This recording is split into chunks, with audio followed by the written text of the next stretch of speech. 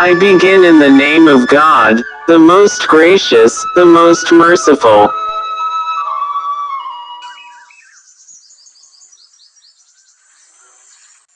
वो कहते हैं ना, खुदा जब हुस्न देता है नजाकत आ ही जाती है, कदम गिन गिन के रखते हैं कमर बल खा ही जाती है।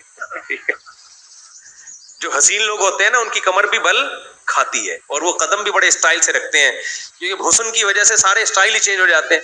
कमबख्त में हुस्न ही नहीं है, फिर कोई स्टाइल में स्टाइल क्या ख्याल है?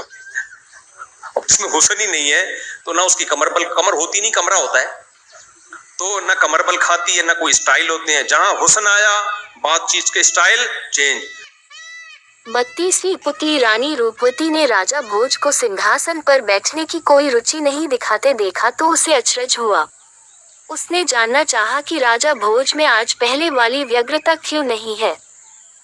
राजा भोज ने कहा कि राजा विक्रमादित्य के देवताओं वाले गुणों की कथाएं सुनकर उन्हें ऐसा लगा कि इतनी विशेषताएं एक मनुष्य में असंभव हैं और मानते हैं कि उनमें बहुत सारी कमियां हैं। अतः उन्होंने सोचा है कि सिंहासन को फिर वैसे ही उस स्थान पर गड़वा देंगे जहां से इसे निकाला गया है। राजा भोज का इतना बोलना था कि सारी पुतलियां अपनी रानी के पास आ गईं। उन्होंने हर्षित होकर राजा भोज को उनके निर्णय के लिए धन्यवाद दिया। पुतलियों ने उन्हें बताया कि आज से वे भी मुक्त हो गईं।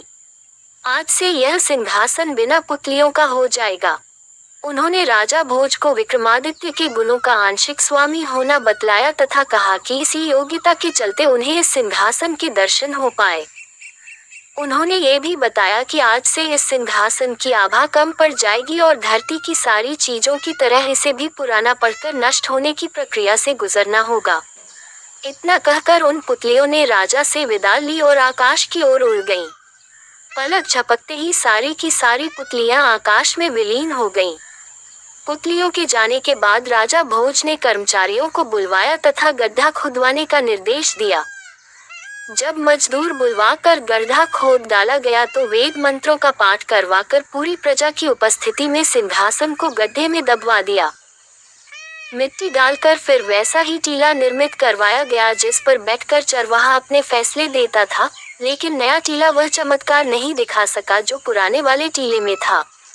उपसंहार कुछ भिन्नताओं के साथ हर लोकप्रिय संस्करण में उपसंहार के रूप में एक कथा और मिलती है। उसमें सिंहासन के साथ पुनः दबवाने के बाद क्या गुजरा यह वर्णित है।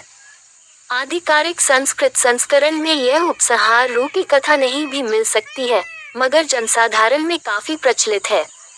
कई साल बीत गए, वह टीला इतना प्रसिद्ध हो चुका था कि सुदूर जगहों से लोग उसे देखने आते थे। सभी को पता था कि इस टीले के नीचे अलौकिक गुणों वाला सिंहासन दबा पड़ा है। एक दिन चोरों के एक गिरोह ने फैसला किया कि उस सिंहासन को निकालकर उसके टुकड़े टुकड़े कर बेच देना चाहिए। उन्होंने टीले से मीलों पहले एक गड्ढा खोदा और कई महीनों की मेहनत के बाद सुरंग खोदकर उस सिंहासन तक पहुंचे। सिंहासन को सुरंग से बाहर लाकर एक निर्जन स्थान पर उन्होंने हथौड़ों के प्रहार से उसे तोड़ना चाहा। चोट पड़ते ही ऐसी भयानक चिंगारी निकलती थी कि तोड़ने वाले को जलाने लगती थी। सिंहासन में इतने सारे बहुमूल्य रत्न माणिक्य जड़े हुए थे कि चोर उन्हें सिंहासन से अलग करने का मोह नहीं त्याग रहे थे। सिंहासन पूरी तरह सोने से निर्मित था, इसलिए चोरों को लगता था कि सारा सोना बेच देने पर भी कई हजार स्वर्ण मुद्राएं मिल जाएगी और उनके पास इतना अधिक धन जमा हो जाएगा कि उनके परिवार में कई पुरखों तक किसी को कुछ करने की जरूरत नहीं पड़ेगी। वे सारा दिन प्रयास करते रहे मगर उनके प्रहारों से सिंहासन को रत्ती भर भी क्षति नहीं पहुंची। उल्टे उनके हाथ चिंगारियों से झुलस गए और चिंगारियों को बार बार देखने से उनकी आंखें दुखने लगीं। वे थक कर बैठ गए और सोचते सोचते इस नतीजे पर पहुंचे कि सिंहासन भूथा है।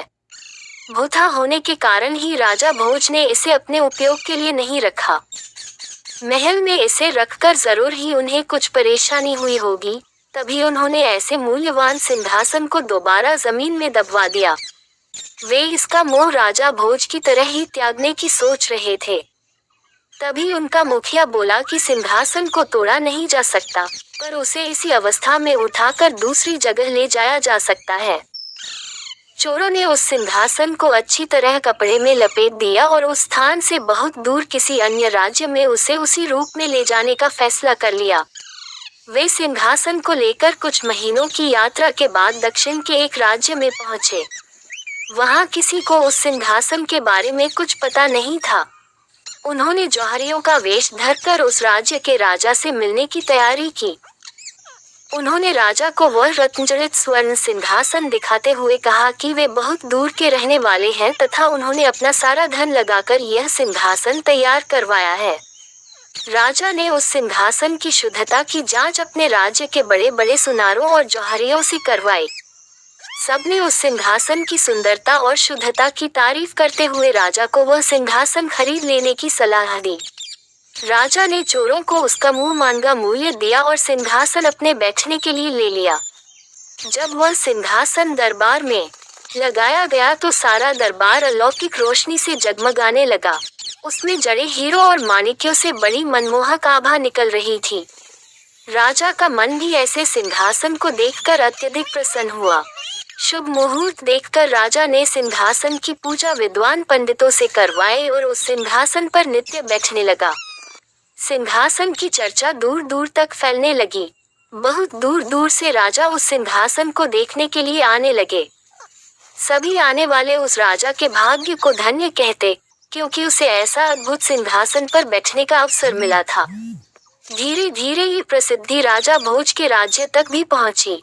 सिंहासन का वर्णन सुनकर उनको लगा कि कहीं विक्रमादित्य का सिंहासन न हो। उन्होंने तत्काल अपने कर्मचारियों को बुलाकर विचार विमर्श किया और मजदूर बुलवाकर टीले को फिर से खुदवाया। खुदवाने पर उनकी शंका सत्य निकली और सुरंग देखकर उन्हें पता चल गया कि चोरों ने वह सिंहासन चुरा लिया। अब उन्हें यह आश्चर्य हुआ कि वह राजा विक्रमादित्य के सिंहासन पर आरूढ़ कैसे हो गया। क्या वह राजा सचमुच विक्रमादित्य के समकक्ष गुणों वाला है? उन्होंने कुछ कर्मचारियों को लेकर उस राज्य जाकर सब कुछ देखने का फैसला किया। काफी दिनों की यात्रा के बाद वहां पहुंचे तो उस राजा से मिलने उसके दरबार पहुंचे। उस राजा ने उनका पूरा सत्कार किया तथा उनके आने का प्रयोजन पूछा। राजा भोज ने उस सिंहासन के बारे में राजा को सब कुछ बताया। उस राजा को बड़ा आश्चर्य हुआ। उसने कहा कि उसे सिंहासन पर बैठने में कभी कोई परेशानी नहीं हुई। राजा भोज ने ज्योतिषियों और पंडितों से विमर्श किया तो वे इस निष्कर्ष पर पहुंचे कि हो सकता है कि सिंहासन अब अपना सारा चमत्कार खो चुका हो। उन्होंने कहा कि हो सकता है कि सिंहासन अब सोने का न हो तथा रत्न और माणिक्य कांच के टुकड़े मात्र हों। उस राजा ने जब ऐसा सुना तो कहा कि यह असंभव है। चोरों से उसने उसे खरीदने से पहले पूरी जांच करवाई थी, लेकिन जब जौहरियों ने फिर से उसकी जांच की तो उन्हें घोर आश्चर्य हुआ। सिंहासन की चमक फीकी पड़ गई थी तथा वह एकदम पीतल का हो गया था। रत्न माणिक्य की जगह कांच के रंगीन टुकड़े थे। सिंहासन पर बैठने वाले राजा को भी बहुत आश्चर्य हुआ। उसने अपने ज्योतिषियों और पंडितों से सलाह की तथा उन्हें गणना करने को कहा। उन्होंने काफी अध्ययन करने के बाद कहा कि यह चमत्कारी सिंहासन अब मृत हो गया है। इसे अपवित्र कर दिया गया और इसका प्रभाव जाता रहा। उन्होंने कहा, अब इस मृत सिंहासन का शास्त्रोक्त विधि से अंतिम संस्कार कर दिया जाना चाहिए। इसे जल में प्रवाहित कर दिया जाना चाहिए। उस राजा ने तत्काल अपने कर्मचारियों को बुलाया तथा मजदूर बुलवाकर मंत्रोच्चार के बीच उस सिंहासन को कावेरी नदी में प्रवाहित कर दिया। समय बीतता रहा। वह सिंहासन इतिहास के पन्नों में सिमट कर रह गया। लोक कथाओं और जन श्रुतियों में उसकी चर्चा होती रही। अनेक राजाओं ने विक्रमादित्य का सिंहासन प्राप्त करने के लिए कालांतर में एक से बढ़कर एक गोताखोरों को तैनात किया और कावेरी नदी को छान मारा गया, मगर आज तक उसकी झलक किसी को नहीं मिल पाई। लोगों को विश्वास है कि आज भी विक्रमादित्य की सी खूबियों वाला अगर कोई शासक हो तो वह सिंहासन अपनी सारी विशेषताओं और चमक के साथ बाहर आ जाएगा।